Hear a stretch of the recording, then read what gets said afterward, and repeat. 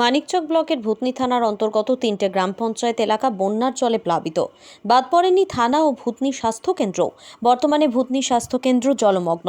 স্বাস্থ্য পরিষেবা বহাল রাখতে অস্থায়ীভাবে হাসপাতালে যাবতীয় জরুরি পরিষেবা দক্ষিণ চণ্ডীপুর পঞ্চায়েত সংলগ্ন এলাকায় চালু করল স্বাস্থ্য দপ্তর। মানিকচক বিধানসভার বিধায়িকা গ্রামীণ হাসপাতালে রোগী কল্যাণ সমিতির চেয়ারম্যান সাবিত্রী মিত্রের নির্দেশ মতো জরুরি পরিষেবা নিয়ে অস্থায়ী জায়গায় হাসপাতালে পরিকাঠামো তৈরি করল ব্লক প্রশাসন। জরুরি ঔষধ, ইনজেকশন সহ এমার্জেন্সি পরিকাঠামো পৌঁছানো হয়েছে। পঞ্চায়েত সংলগ্ন এলাকায় অস্থায়ী হাসপাতালে 24 ঘন্টা থাকবে চিকিৎসক এবং স্বাস্থ্যকর্মীরা। মানিকচক ব্লক স্বাস্থ্য আধিকারিক ডক্টর অবিক শঙ্কর কুমার এদিন যাবতীয় পরিষেবা পরিদর্শন করেন। এদিন উপস্থিত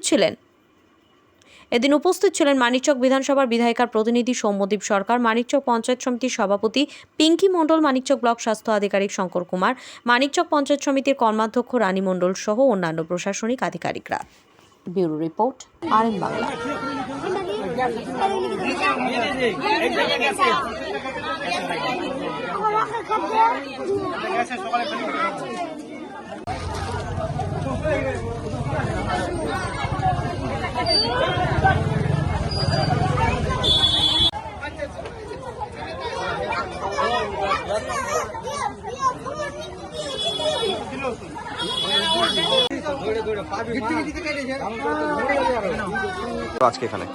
আজকে বিশেষ করে আমাদের ভূতনি যেটা আমাদের হসপিটাল, সেই পরিষেবা ব্যাহত হয়েছে, কারণ হসপিটালে আমাদের জল ঢুকেছে এবং 1 কোমর জল। সেখানে কোনো রুগী যেতে পারছে না, ডাক্তার যেতে পারছে না, নার্সও যেতে পারছে না।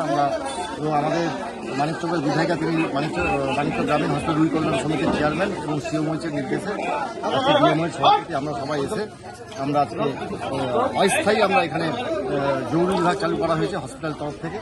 এবং এখানে ইমার্জেন্সি যেগুলো রুগী, যেমন এখন সাপের উপদ্রব, জ্বর, সর্দি, কাশি, যেগুলো মানে ইমার্জেন্সি যেগুলো বিষয়, সেখান থেকে রুগীর পরিষেবা দেওয়া হবে এবং এখানে ডাক্তার এবং নার্স এদের পরিষেবা 24 ঘন্টা থাকে।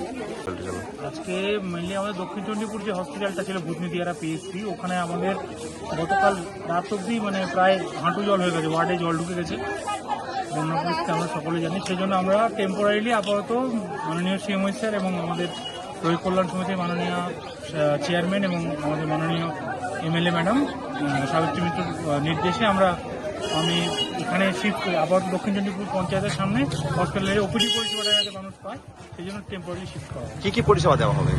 আপনাদের এখানে ডেলি রুগী চেক আপ করা এবং আপনার আউটডোরে ওষুধ দেওয়া, কাটা সেলাই টেলাই এবং ডেলি সরকারি যে হসপিটালে যে পরিষেবাগুলো সেটা মানুষ পাবেন। ইনডোর পরিষেবা আপাতত হসপিটালেই আছে এবং যদি খুব বেশি বাড়াবাড়ি আমরা সমস্ত পেশেন্টকে মানিকচক রুরাল হসপিটালে যাওয়ার জন্য রিকোয়েস্ট করছি।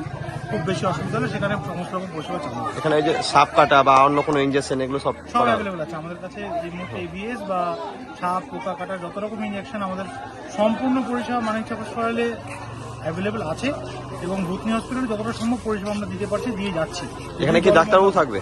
হ্যাঁ, 24 ঘন্টা ডাক্তারবাবু থাকবেন। আর আমাদের মানিকচকে আমরা 2জন করে ডাক্তারবাবু এখন দিয়ে রেখেছি, যাতে আমরা মানে যে বাড়তি চাপটা মানুষের যে দরকারটা সেটাতে মিট আপ করতে পারি।